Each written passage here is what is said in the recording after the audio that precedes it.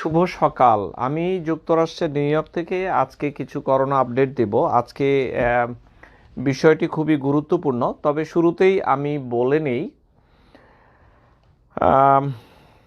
আমি যে সেশনগুলোতে আসি যুক্তরাষ্ট্রের সকালের এই সময়টুকু সকাল 11টার মতো বাজে, বাংলাদেশের সময় রাত 9টা। এই সময়ের যারা আমাদের দর্শক শ্রোতা আছেন তাদের জন্য সাধারণত আমি সাবজেক্টটি রাখি যেন বাংলাদেশের মানুষগুলো এই সকালের সেশনটা বেশি ক্যাচ করে, তো টার্গেটটা সেইভাবে। আবার যুক্তরাষ্ট্রের রাতের সেশনটাকে আমি করি যুক্তরাষ্ট্রের মানুষগুলোর জন্য, বাট এটি আসলে সবার জন্যই জরুরি, আমি সেই জন্য সেভাবে সাজাই। বেশ কিছুদিন ধরে দেখা যাচ্ছে, শোনা যাচ্ছে যে শ্বাস প্রশ্বাসে করোনা আক্রান্ত রোগী শ্বাস প্রশ্বাসের একটি বড় অংশ শ্বাস প্রশ্বাসে আক্রান্ত হয়, তারা এইটির জন্য প্রস্তুত আমরা কেউ ছিলাম না বা নাইও। তো এইটির জন্য আসলে প্রস্তুতি নেওয়া প্রয়োজন, বিশেষ করে বাংলাদেশ যুক্তরাষ্ট্রে এখন তো মোটামুটি অনেকেরই হয়ে গিয়েছে, তাদের জন্য কাজে লাগবে, কিন্তু যেহেতু বাংলাদেশে এখনো হয়নি, এইটি তাদের জন্য কাজে একটু বেশি প্রয়োজন মনে করি আমি। তো এই যে নিঃশ্বাসের জন্য যে এক্সারসাইজ বা ফুসফুসের ব্যায়াম, সেইটি নিয়ে কিছু বলবো আজ। তো ফুসফুসের নিজস্ব কোনো ব্যায়াম নেই, আমরা যখন শ্বাস নিই সেটি একটি প্রক্রিয়ার মাধ্যমে হয়, সেটি আমি বলছি। তার আগে বলে নিই, আপনারা যারা এই চ্যানেলটি দেখেন এটি ফেয়ারলি নিউ আপনাদের কাছে মনে হবে, কারণ এই আইডিটি আমার হ্যাক হয়ে গিয়েছিল। আমরা চেষ্টা করছি এই হ্যাকের পর্যায় থেকে বের হয়ে আসতে, আরও 1 সপ্তাহ সময় লাগবে। তো আমার একটি ইউটিউব চ্যানেল আছে যেটি আমি প্রায় 3 বছর ধরে রান করি, এটি শুধুমাত্র মেডিকেল লেকচার্স 3 বছর ধরে আমি চালাচ্ছি। এমন কোনো রোগ নেই যেটি সাধারণ রোগ নেই যেটি আমরা এইটিতে রাখিনি, তো সেইটি আপনারা চাইলে ভিজিট করতে পারেন। এটির নাম হচ্ছে ডাক্তারবাড়ি, DACTARBARI, ডাক্তারবাড়ি। এটি আমি মন দিয়ে গত 3টি বছর এইটির ভেতর আমি প্রাণ খুলে দিয়েছি যেন এইটি থেকে সাধারণ মানুষ উপকৃত হয়। তো যাই হোক, একটু দেখো তো আমার এখান থেকে আমার পার্সোনাল পেজে এটা শেয়ার করে দাও। তো যাই হোক, ওইটি খেয়াল রাখবেন, ওখানে প্রচুর ভিডিও পাবেন। তো আসুন আজকে প্রথমে জেনে নিই স্বাভাবিক ফুসফুস কিভাবে কাজ করে, তারপর সেটিতে যাব। একটু লম্বা হতে পারে। এইটি হচ্ছে মানব শরীর, এইটি হলো ফুসফুস, 2টি ফুসফুস থাকে। যদি কাটা হয় এটি দেখতে এমন।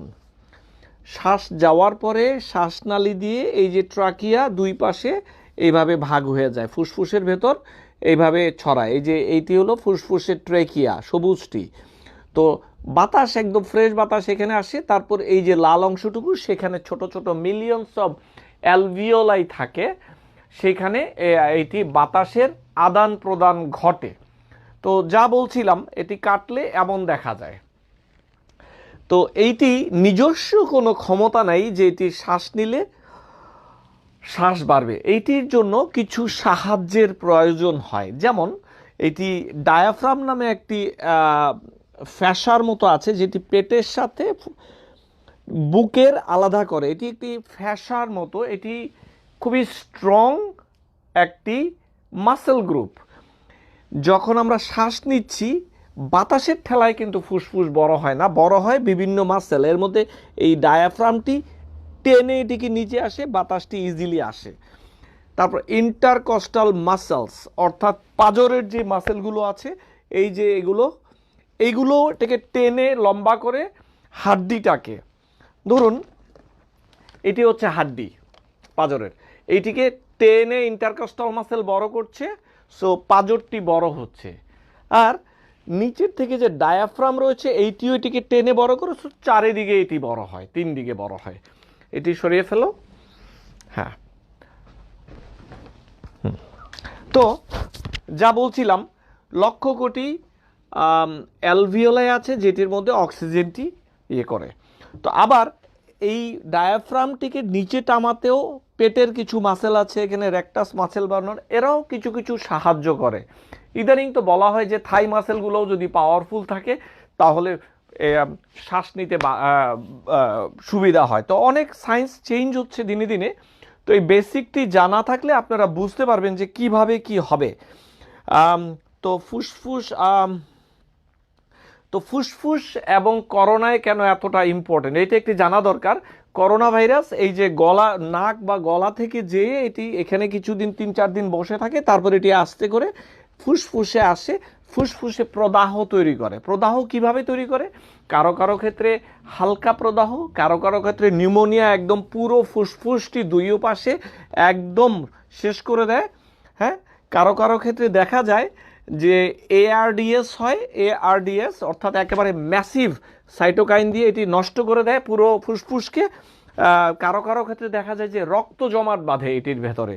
তো এটি বিভিন্ন রকমের ক্ষতি এটি করতে পারে। তো যদি ফুসফুসটি ব্যায়াম ঠিক মতো করতে পারেন, কিছুটা প্রোটেকশন অ্যাডেড পাওয়া যায়। এই সমস্ত ব্যায়ামগুলো যে একদম শুরু হলেই আপনি করে নিলেন তা নয়, এই মাসেলগুলোর পাওয়ার বাড়াতে হলে একটু আগে থেকে প্রস্তুতি নিয়ে করাই ভালো।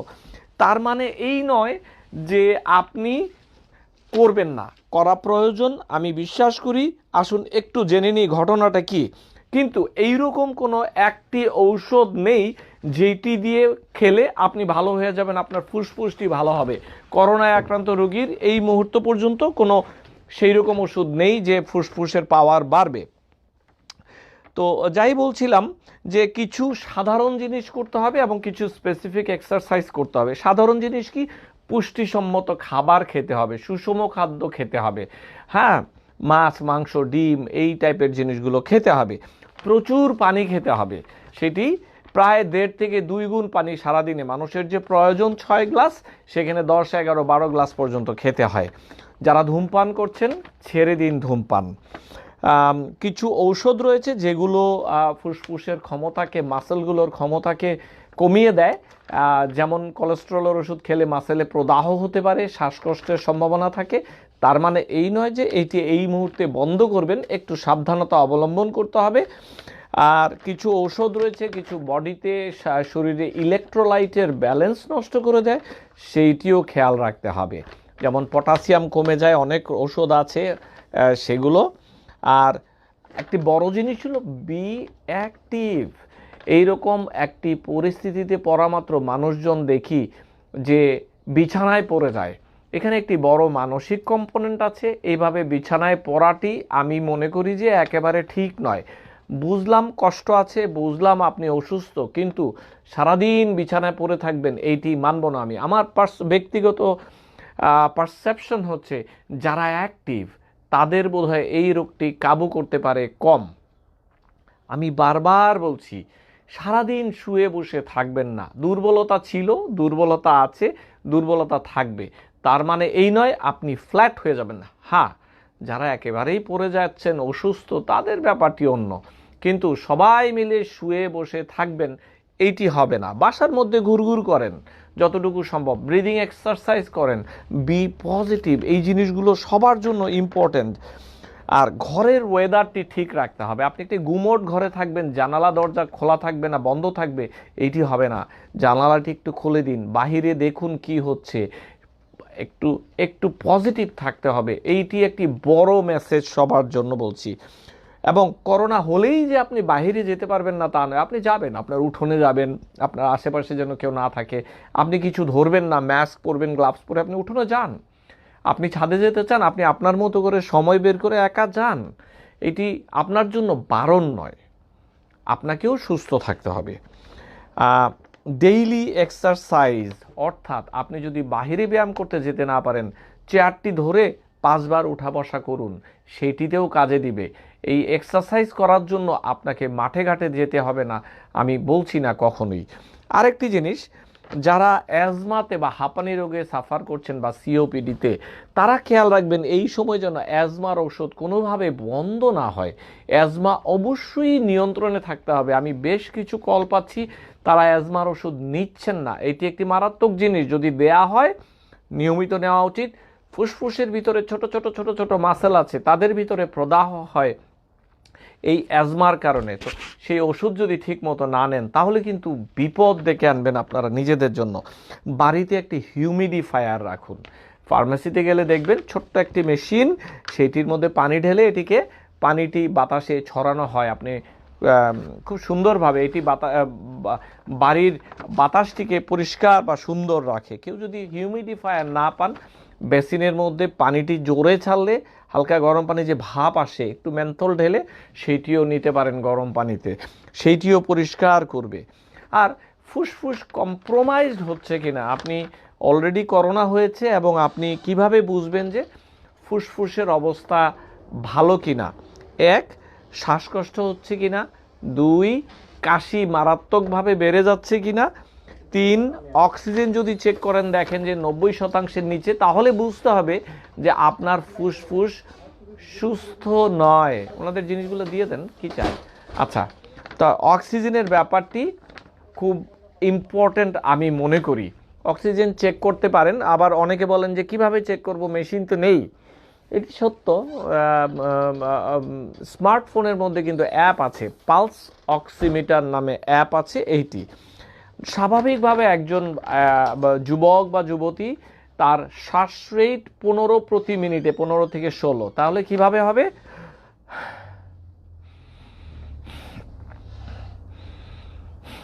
এইভাবে আমরা শ্বাসগুলো দেই। তো তাদের শ্বাস রেট 15 থেকে 16, কিন্তু যখন দেখবেন যে বাড়িতে যদি কোনো রোগী থাকে, অন্য একজন মাপবেন এভাবে ঘড়ি ধরে যে কয়বার শ্বাস নিচ্ছে, এটি 25-এর উপরে চলে গেলে অর্থাৎ ব্যাপারটি খারাপের দিকে যাচ্ছে, এটি ধরে নিতে হবে। তখন আপনি অবশ্যই ডাক্তারের শরণাপন্ন হতে হবে। এটিও ইম্পর্ট্যান্ট। আবার আপনি হাঁটতে পারছেন না, আপনার শ্বাসকষ্ট হচ্ছে, যেই আপনি আগে 200টা স্টেপ সিঁড়ি বেতেন, আপনি এখন 10টা স্টেপ সিঁড়ি পারছেন না, সেইটিও একটি কারণ। অথবা 10টি স্টেপ নিতে পারছেন না, এগুলোও একটি লক্ষণ যে আপনার ফুসফুস কম্প্রোমাইজড হয়ে যাচ্ছে। তাই বলে কি ভয় পাইতে হবে? না, এইটির সাথে একটি যোগাযোগ আছে ফুসফুসের। যা বলছিলাম, কিছু এক্সারসাইজ আসুন দেখি। এই যে মাসেলগুলোর কথা বললাম, ইন্টারকস্টাল মাসেল, ডায়াফ্রাম মাসেল, পেটের মাসেল, থাই মাসেল, এগুলোর কিছু এক্সারসাইজ আমি আপনাদেরকে আজ দেখাবো, যেন আপনাদের একটু সুবিধা হয় এই পাওয়ারগুলো বাড়ানোর জন্য। তার মানে কি এই যে আমরা সারাদিন শুধু এই ব্যায়াম করব? না, কিছু মানুষ আছে, কিছু মানে দিনে সকালে 5 মিনিট, রাতে 5 মিনিট দিতে পারেন যে আপনারা এখন ফুসফুসের ব্যায়াম করবেন, সেটিতে কোনো অসুবিধা নেই। আবার যারা অসুস্থ হয়ে গিয়েছেন তারাও চেষ্টা করবেন যতটুকু পারার ততটুকু। কিন্তু বটম লাইন হচ্ছে প্রচুর পানি খেতে হবে, প্রচুর পানি খেতে হবে, ধূমপান বন্ধ করতে হবে। আমি জানি ধূমপায়ীরা হয়তো বলছেন বেটা তুমি খারাপ, কিন্তু কিছু করার নেই। আসুন কিছু কিছু কিছু ব্যায়াম নিয়ে কথা বলি। প্রথম কথা হচ্ছে ফ্ল্যাট শোয়া যাবে না। অর্থাৎ বিছানা তো এমন, আপনারা চাইলেই এইভাবে ফ্ল্যাট শুইতে পারবেন না। এটিকে আমি বলি প্রপড আপ পজিশন, অর্থাৎ মাথার দিকটি একটু উঁচু হবে, এইটাই স্বাভাবিক, যতটুকু উঁচু করা যায়। হ্যাঁ, এইভাবে প্রপড আপ পজিশন। অনেক সময় আমরা বলি যদি সারাদিন খারাপ লাগে এরকম সিচুয়েশন করুন, অথবা একটি চেয়ারে গিয়ে বসুন। প্রপড আপ পজিশনে বসলে এটা তো বেস্ট এই মুহূর্তে। তো প্রপড আপ পজিশন অর্থাৎ এভাবে একটু বাঁকা করে শুবেন, তাহলে ন্যাচারালি ফুসফুসটি একটু নিচের দিকে থাকবে, একটু স্পেস পাবে। এটিকে বলা হয় প্রপড আপ। যদি না পারেন, মাথার নিচে 3টি বালিশ দিন, বালিশ দিয়ে আপনি প্রপড আপ পজিশনটি করুন, সেটি এক। যদি তাও না পারেন, আপনি সোজা রেখে একটু বাঁ দিকটায় একটু করুন, সেইটিতেও আপনার জন্য ভালো হবে যতটুকু সম্ভব হয়। হ্যাঁ, এটি মাথায় রাখতে হবে। সারাদিন একই পজিশনে পিছনে শুয়ে থাকবেন, এইটি হবে না। তারপর যেটি করতে পারেন, বসে লম্বা লম্বা শ্বাস নিয়ে হোল্ড করুন।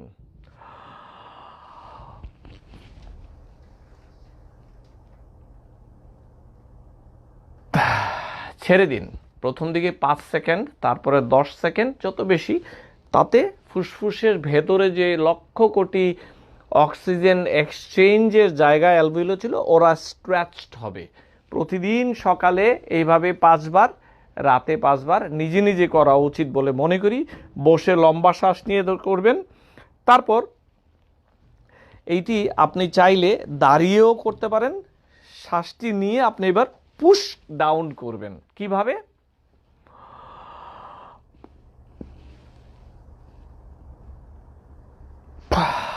ছেড়ে দিন 5 সেকেন্ড পরে, অর্থাৎ শ্বাস আগেটি শ্বাস নিয়ে ধরতেন, ছেড়ে দিতেন, এবার দাঁড়ানোর পরে আপনি ম্যাক্সিমাম এফোর্ট দিলেন, শ্বাস নিয়ে পুশ ডাউন করলেন, খুলে গেল। এটি ইম্পর্টেন্ট, এটি ইম্পর্টেন্ট। সকালে 5 বার, রাতে 5 বার। এরপর যদি সম্ভব হয় জোরে জোরে শ্বাস নিন,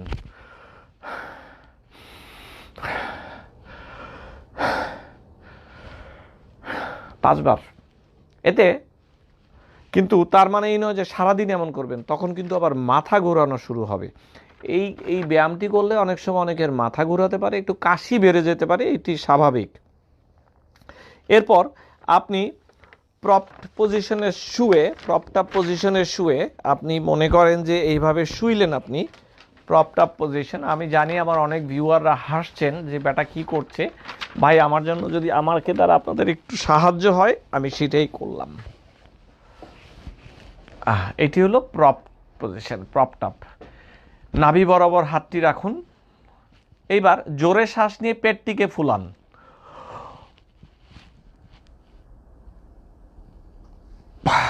ছেড়ে দিন, হাতটি কেঁদে চাপ দিন, জোরে শ্বাস নিয়ে, অর্থাৎ ন্যাচারালি আপনার স্পেস পাচ্ছে লাংস, তারপরে আপনি এটিকে ফুলিয়ে দিলেন। সকালে 5 বার, রাতে 5 বার এই ব্যায়ামটি করতে হবে। এরপর যেটি করতে হবে, আপনি সাইডে চাপ দিন, পাঁজর বরাবর চাপ দিয়ে এবার ফুলানোর চেষ্টা করুন এই চাপের বিরুদ্ধে, ছেড়ে দিন। সবগুলোই 5 বার 5 বার করে, আবার ছেড়ে দিন, হাত দিয়ে চেপে। হ্যাঁ, এরপর এখানে করুন এভাবে ধরে,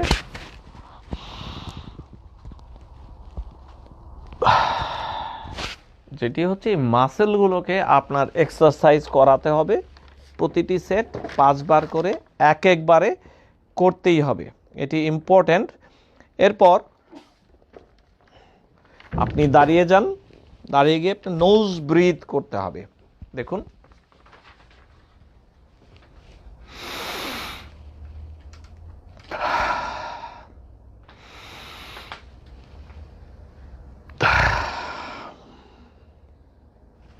এইটি করার সময়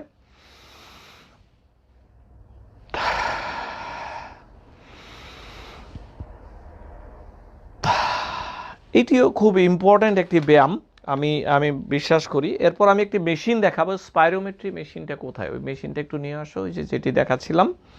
এরপর প্রোন পজিশন নিয়ে কিছু কথা হচ্ছে। প্রোন পজিশনটি হচ্ছে যাদের অলরেডি হয়ে গিয়েছে এই রোগটি, যাদের অবস্থা একটু খারাপের দিকে যাচ্ছে, তাদের ক্ষেত্রে এটি করানো হয় ফু দিয়ে। যেটা কোথায়, গাড়িতে নিয়ে আসো। হ্যাঁ, ওটা গাড়িতে থাকার কথা না, আমার রুমেও থাকতে পারে। তো প্রোন পজিশনটি হচ্ছে যাদের অলরেডি হয়ে গিয়েছে তারা করতে পারেন, মাঝারি পর্যায়ে যারা রোগী আছেন তাদের, এতে অক্সিজেনেশনটা একটু বাড়ে। এআরডিএস যদি ডেভেলপ করে তখন এটি করানো হয়, এটি তখন তো সেইটি আমি বলছি। এটি হচ্ছে শুবেন, পেট নিচে দিয়ে, মাথাটা এইভাবে দিয়ে, মাথাটা একটু নিচে থাকবে,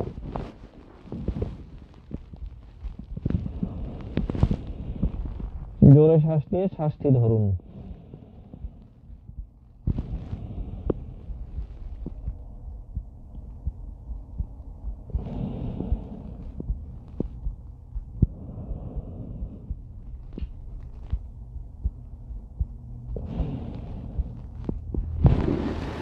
এটি হচ্ছে যাদের অলরেডি হয়ে গিয়েছে এবং বাড়িতে আছেন, তারা শ্বাসকষ্ট কিছুটা ফিল করছেন, চেষ্টা করছেন, এটি তাদের জন্য।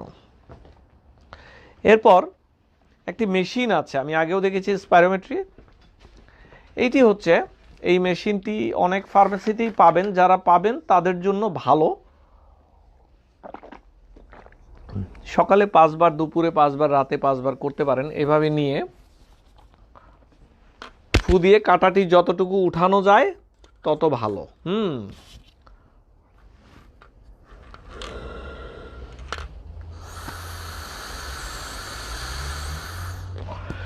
এটি ম্যাক্সিমাম এইটিকে উঠিয়ে আপনি যতটুকু পারেন চাপ দিয়ে ধরে রাখতে হবে ফু দিয়ে, যেন আপনার ফুসফুসগুলোর উপরে এইটি একটি প্রভাব ফেলে, এটি প্রেসার ক্রিয়েট করে, রেজিস্ট্যান্স। দেখুন আমরা পেশিতন্ত্রের ব্যায়াম কিভাবে করি, একটি রেজিস্ট্যান্স পাওয়ার দিয়ে তারপরে এটিকে বাড়ানো হয়, ঠিক সেইমভাবে আমরা কিন্তু কখনো এই ফুসফুস রিলেটেড যে মাসেলগুলো আছে সেগুলোকে কিন্তু কখনো এক্সারসাইজ করানো হয় না। না হয় এই মৌসুমে চেষ্টা করলাম নিজেদের ব্রিদিং পাওয়ারটাকে কিভাবে বাড়ানো যায়। এখন যারা সিওপিডিতে ভোগেন তারা দেখা যায় যে থাই মাসেলের এক্সারসাইজ করলেও কিন্তু তাদের এটার পাওয়ারটা, প্রেশারটা বাড়ে। কিভাবে করবেন? আপনি এভাবে করে হাঁটতে পারেন, 10 কদম যাবেন, 10 কদম ফিরবেন, তাতে এই মাসেলগুলোর পাওয়ারও বাড়বে, এতে অক্সিজেন সাপ্লাই বাড়বে এবং ধরে নেওয়া হয় যে এগুলোর কারণে এইগুলোর পাওয়ারটা বাড়ছে। যাই হোক, একটু বেশ লম্বা সময় মনে হয় আপনাদের সাথে কথা বলে ফেললাম আজ, অনেক কিছুই কাভার করলাম, ভেরি ইন্টারেস্টিং সাবজেক্ট। আমার ধারণা এটি আপনাদের কাজে দেবে। আমরা এই ব্যাপারটি নিয়ে যেন প্যারানয়েড বা সন্দেহজনকভাবে না হই যে আমরা সবাই মিলে জাতি এই এক্সারসাইজটি এখন থেকে শুরু করে দিব। হ্যাঁ, সময় পেলে করবেন, এটি ভালো। আর যারা করোনার লক্ষণ দেখা যাচ্ছে তারা অবশ্যই করা উচিত, প্রথম থেকেই করা উচিত বলে আমি মনে করি। প্রচুর পানি খাবেন, ধূমপান বন্ধ করুন, ধূমপান বন্ধ করুন, ধূমপান বন্ধ করুন। আসুন আমরা কিছু উত্তর নিই, তারপর আমরা বাকিটা বলবো।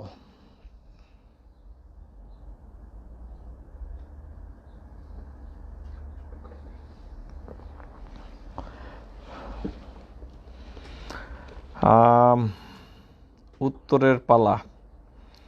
আচ্ছা, আমি কি এখানে আসলে ভালো হবে? হ্যাঁ, ঠিক আছে। আমার হালকা হুলকুম শুষ্ক হয়ে যায়, কাটার মতো কুচি কুচি, বুঝতে পারছি না। আমার জ্বর নিয়ে তো অনেক কথা বলেছি ভাইয়া। আমার অ্যাজমার জন্য ঠান্ডা লেগেই থাকে। হ্যাঁ, অ্যাজমা আসলে আপনাকে সাবধানী হতে হবে, তার মানে এই নয় যে ভয়ে ভীত হবেন। অ্যাজমার ঔষধগুলো অপটিমাইজ করুন, অর্থাৎ ওষুধ যেন ঠিকমতো কাজ করে সেই দিকে আপনাদের নজর দিতে হবে। Shahana Nasrin, if anybody now takes vaccine for pneumonia, will it work against pneumonia causing corona? দারুণ সুন্দর প্রশ্ন। নিউমোনিয়ার ভ্যাকসিন তো আসলে সবার জন্য নয়, 65 বছরের উপরে অথবা যাদের কঠিন রোগবালাই রয়েছে তারা 65 বছরের নিচে দিতে পারেন। হ্যাঁ, নিউমোনিয়ার ভ্যাকসিন নিলে এটি লাভজনক হতে পারে, যে করোনায় আক্রান্ত রোগীর অনেক সময় দেখা যায় অন্যান্য ইনফেকশনও আসতে চায় কাছে, সেই ক্ষেত্রে সেইটিতে হয়তো উপকার হবে, কিন্তু এটি কাজ শুরু করতেও তো 3টি সপ্তাহ লাগবে। যেমন জার্মানির কি নাম, অ্যাঙ্গেলা মার্কেল, যে প্রধানমন্ত্রী, সরকার প্রধান, উনি তাড়াহুড়ো করে এই ভ্যাকসিনটি নিয়েছেন, কারণ ওনার বয়স বোধহয় 65-র উপরে। হ্যাঁ, ইয়াং মানুষ যারা আছেন কোনো কারণ ছাড়া এই ভ্যাকসিনটির কাছে যাবেন না, প্রয়োজন নেই কোনো। স্যার, ফুসফুস ভালো রাখার জন্য কোনো বিশেষ খাবার আছে কি না? না, পুষ্টিযুক্ত খাবারই যথেষ্ট ফুসফুস ভালো রাখার জন্য। খুশরু ভুইয়া লিখেছেন, আমার ওয়াইফের অ্যাজমা সমস্যা আছে। হ্যাঁ, আপনি চেষ্টা করবেন ওনার অ্যাজমাটি যেন নিয়ন্ত্রণে থাকে, ডাক্তারের পরামর্শক্রমে যেন সেইটি ওষুধ ঠিক মতো আপনারা নেন, সেইটি করতে হবে। আমার কাশি 5-6 দিন, না 5-6 দিন কাশি এখন নিয়ে কথা বলছি না, আমার অনেক দিন ধরে হালকা কাশি, সবাই কাশিতে আক্রান্ত। সাইমা আক্তার, ডক্টর এই মেশিনটার নাম কি? স্পাইরোমিটার। হ্যাঁ, ব্রিদিং এক্সারসাইজার। সুন্দর প্রশ্ন করেছেন, ফার্মেসিতে পাবেন, প্রেসক্রিপশন ছাড়াও পাবেন। অনিতা দাস, আমার একটু টেনশন হলে বুকে ধরপড় করে। হ্যাঁ, এটি করোনা অ্যাংজাইটি, এটি আছে এখন খুব, আমি দেখতে পাচ্ছি ভীষণভাবে। অনেকেই তো এটির ব্যাপারে প্রস্তুত ছিলেন না, এটির স্ট্রেস অনেকে কাজ করে আমি জানি। কি করবেন, একটু তো শক্ত থাকতে হবে, তাই না? শক্ত থাকা ছাড়া এটার আসলে কোনো উপায় নেই। ঔষধ আছে, কয়দিন দেব বলেন? এই ওষুধগুলো তো সুস্থ ওষুধ নয়। তারপর লিখেছেন স্যার আমার অনেক দিন যাবত একটু গলা কুটকুট করে, মাসখানেক থেকে বোধহয় অ্যালার্জি আপনার। শ্বাসকষ্ট হলে তাৎক্ষণিকভাবে কি করণীয়? এখন শ্বাসকষ্ট আপনার কোনো রোগ বালাই নেই, জ্বর নেই, কিছু নাই, হঠাৎ শ্বাসকষ্ট, সেটির জন্য আমার মনে হয় না এমন কিছু আছে, এটি টেনশন হতে পারে। কিন্তু যাদের অ্যাজমা আছে তাদের এক রকমের চিকিৎসা, যাদের করোনা সংক্রান্ত রোগ হয়েছে এবং শ্বাসকষ্ট হয়েছে তাদেরকে ডাক্তার দেখে এটির চিকিৎসা করতে হবে। হুটুস করে একটি ওষুধের নাম বলে দেওয়াটা বিশাল ভুল হবে আপনার জন্য। করোনা ওষুধ বের করার সাথে সাথে 30 থেকে 50 টাকার মধ্যে যদি পরীক্ষার কিট তৈরি করা যায় এবং এটা যদি জনসাধারণের কাছে সহজে যায়, তাহলে আমার মনে হয় করোনা দ্রুত প্রতিরোধ করা যাবে। হ্যাঁ, ডায়াগনস্টিক কিট একমাত্র সলিউশন প্রতিরোধের জন্য। যত বেশি সম্ভব মানুষের কাছে এটি পৌঁছে দিতে হবে। যাদের পজিটিভ আসবে তাদেরকে জোর করে বাড়িতে আটকে রাখতে হবে একটি জায়গাতে। এটি প্রতিরোধের একটি মূল মন্ত্র। যদি 90-এর নিচে থাকে তখন কি করব? রফিক সাহেব লিখেছেন, সুন্দর প্রশ্ন। যদি অক্সিজেন স্যাচুরেশন 90-এর সাথে কাছে সে নিচে থাকে তাহলে আপনাকে ডাক্তারের কাছে যেতে হবে অবশ্যই। কিন্তু আপনি হাঁটছেন, খেলছেন, কোনো প্রবলেম নাই, এই 90% যেটি বললেন সেইটি কোনো অর্থ বহন করে না। আপনাকে লক্ষণ সহ হতে হবে। অনেক রোগ আছে যেটির কারণে হাতের ব্লাড সাপ্লাই কমে যায়, তখন মনে হবে যে 85%, কিন্তু এটি কোনো ব্যাপার না সেই ক্ষেত্রে। তো যাই হোক, আপনার ডাক্তারের কাছে এটি ব্যাপারটি নিয়ে কথা বলতে হবে। এরপর বলেছেন 30-50 অনেক প্রশ্ন। এসপিও যদি 90%। কামরুজ্জামান ভুইয়া, আমাদের দেশেই পিপি বানাচ্ছে, অভাবটা কই দেখলেন? কত লাগে আমাকে বলবেন? হ্যাঁ, না, আমি পিপি নিয়ে অভাব বোধ করছি না এখন। পিপি বানাচ্ছে, মেডিকেল গ্রেড কিনা সেটিতে আমি নাইবা গেলাম। ডাক্তার সাহেবরা নিজেরা পিপি কিনছেন, এটি একটি ভালো দিক। পিপি কিন্তু একমাত্র সমাধান নয়, তাই বলো যে ডক্টরদেরকে আমরা সামনে ঠেলে দিয়ে মেরে ফেলবো, সেটিও নয়। আসলে তাদের ব্যাপারটি বুঝে একটু সেফলি তারা যেন কাজ করতে পারে, এইটি একটু খেয়াল রাখতে হবে। তারা চেষ্টা করছে। যুক্তরাজ্যে অনেক ডাক্তার মারা গিয়েছে, ইটালিতে। আমরা তো শুধু ডাক্তারের কথা শুনি, অনেক নার্স মারা যাচ্ছে, অনেক স্বাস্থ্যকর্মী মারা যাচ্ছে। আমরা যেন তাদের পাশে দাঁড়াই। তারা আমাদের এই সময়কার ফ্রন্ট যোদ্ধা। তাদেরকে নিয়ে যত আমাদের ক্ষোভ আছে, না হয় আমরা পরেই ক্ষোভগুলো নিয়ে কথা বললাম। আমরা চলুন তাদের পাশে দাঁড়াই। তারা কি প্রয়োজন? এটি করোনা ভাইরাস থেকে ব্রেনে যেতে পারে। হ্যাঁ, ইদানিং দেখা যাচ্ছে এই বেটা ব্রেনেও পর্যন্ত পৌঁছে যাচ্ছে। আমার সিলেটের ডাক্তার মঈনুদ্দিন স্যার, হ্যাঁ, আজ ইন্তেকাল করেছেন। উনি ভালো মানুষ ছিলেন। আপনি যেভাবে মানুষগুলোকে বুঝিয়ে বলেন, তিনিও ওনার জন্য আমার সত্যি খারাপ লাগছে। উনি ঢাকা মেডিকেল কলেজের বিশিষ্ট গ্র্যাজুয়েট। উনি নিশ্চয় বিধাতা আল্লাহ তাআলা নিশ্চয়ই ওনাকে জান্নাতবাসী করবেন। খারাপ লাগছে ওনার জন্য। রীতামণি স্যার, করোনা হলে প্রাথমিক অবস্থায় বাসায় কি ধরনের চিকিৎসা? এটি গতকালের এমন সময়ের ভিডিওটি দেখুন আপু। সাইটোক্রাইম, আমি আজ যে নিউজ দেখলাম করোনা ভাইরাসের কারণে পায়ের মধ্যে নাকি ফুলের মতো হয়ে যায়। হ্যাঁ, এটি বিভিন্ন রকমের রিয়াকশন আমরাও দেখছি। আমার ওয়াইফের অ্যাজমা আছে। ঠিক আছে, এগুলো বলেছি। Shahana Nasrin, if antibody now takes vaccine for anybody now vaccine, আচ্ছা ওটা বলেছি। শামীম ভাই আর প্রশ্ন দিয়েন না, আমি এগুলো আনসার করছি। স্যার, দৌড়ালে কি ফুসফুস ভালো থাকে? ইয়াস। নিয়মিত ব্যায়াম করা উচিত। নিয়মিত ব্যায়াম আমি সবাইকে বলি, বি স্ট্রং বাইরে এক্সারসাইজ, নিজেকে চ্যালেঞ্জ দিন। মা বোনেরা পারবেন না বাইরে যেতে, বাসায় করবেন, ইয়োগা করতে হবে। এটি আপনাকে পজিটিভিটি দিবে। এবং মা বোনেরা বলছি, আপনাদের ভেতরে যেই স্ট্রেংথ, সেইটি দেখলে আপনার সন্তানেরাও পাবে। এইটি মনে রাখতে হবে। আমি আপনাদের সবাইকে বলছি, বাড়িতে বসেও এক্সারসাইজ করা যায়। এইটি আমি সব সময় প্রমোট করি। চর্বি জাতীয় খাবার কি ফুসফুসের জন্য ক্ষতিকর? চর্বি জাতীয় খাবার শরীরের জন্য কখনোই লাভজনক নয়, এটি বুঝতে হবে। অ্যাজমা রোগীর শ্বাসকষ্ট বাড়লে স্যার রোগীর ক্ষেত্রে কি নেবুলাইজার নেওয়া যাবে? না, নেবুলাইজার নেওয়ার ব্যাপারে একটু বিধিনিষেধ আছে। ভেন্টলিন ইনহেলার নিতে পারেন, কিন্তু নেবুলাইজার নয়। করোনা রোগীর ক্ষেত্রে যদি নেবুলাইজার ব্যবহার করেন, এটি দেখা যায় অ্যারোসোলাইজড হয়ে যায়, অর্থাৎ এগুলো বাতাসে ওড়া শুরু করে। এটি একটি বিশাল মুশকিল। কনডেক্স সিরাপ না, আমার একটু টেনশন হলে বুক ধরপড় করে। হ্যাঁ, আমি তো অনেক প্রশ্ন আজ নিলাম। তো আশা করছি ভালো লেগেছে। ভালো লাগলে শেয়ার করুন, খুব জরুরি ব্যাপার এটি। প্রশ্ন থাকলে করতে পারেন। আজ রাত 10টায় আবার নিউ ইয়র্ক সময় দেখা হবে ইম্পর্ট্যান্ট টপিক নিয়ে। আমার মাথায় আছে আজকের টপিকও খুব ইম্পর্ট্যান্ট।